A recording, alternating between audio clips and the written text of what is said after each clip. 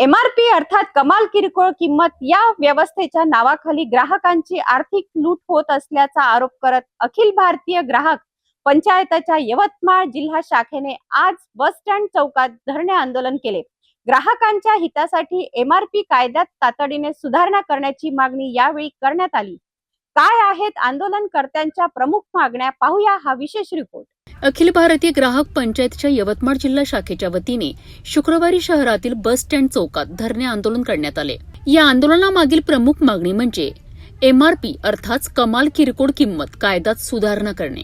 आंदोलनकर्त्यांनी आरोप केला आहे की अनेक कंपन्या एमआरपीच्या नावाखाली ग्राहकांकडून जादा पैसे वसूल करीत आहेत। विविध आकर्षक योजनांच्या माध्यमातून ग्राहकांना सवलतीचा भास निर्माण केला जातो। विशेषतः एक खरेदी करा 2 मोफत मिळवा अशा ऑफर्स दाखवून ग्राहकांना आकर्षित केले जाते। मात्र या योजनांमागे उत्पादनांच्या किमती आधीच वाढवून कंपन्या मोठा नफा कमावत असल्याचा आरोप आंदोलनकर्त्यांनी केला आहे। ग्राहक पंचायतीच्या अधिकाऱ्यांनी सांगितले आहे की ग्राहकांना वस्तूंची वास्तविक किंमत आणि उत्पादन खर्च याबाबत स्पष्ट माहिती मिळाली पाहिजे।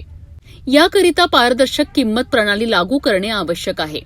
एमआरपी कायद्यात सुधारणा करून ग्राहकांच्या हिताचे संरक्षण करावेत आणि बाजारपेठेत पारदर्शकता आणावी अशी मागणी आंदोलनकर्त्यांनी केली आहे।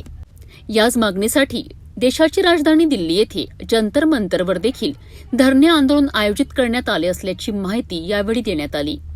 या आंदोलनात हितेश शेठ, अनंत भिसे, संतोष डोमाळे, वीरेन चौबे, जिनेंद्र पंगाले, राजेश पोहरे, उत्पल महाजन, प्रवीण पाटील, चंद्रकांत गुडरमार, राधामल जाधवानी, संजय जोशी, सुनील मालानी, संजय फाडके, प्रमोद बाजोरिया, हितेश तिवारी यांच्यासह अनेक कार्यकर्त्यांनी सहभाग घेतला।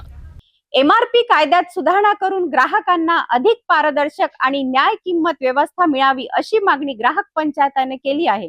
आता या मागणीवर केंद्र सरकार आणि संबंधित विभाग काय निर्णय घेतात याकडे ग्राहकांचे लक्ष लागले आहे।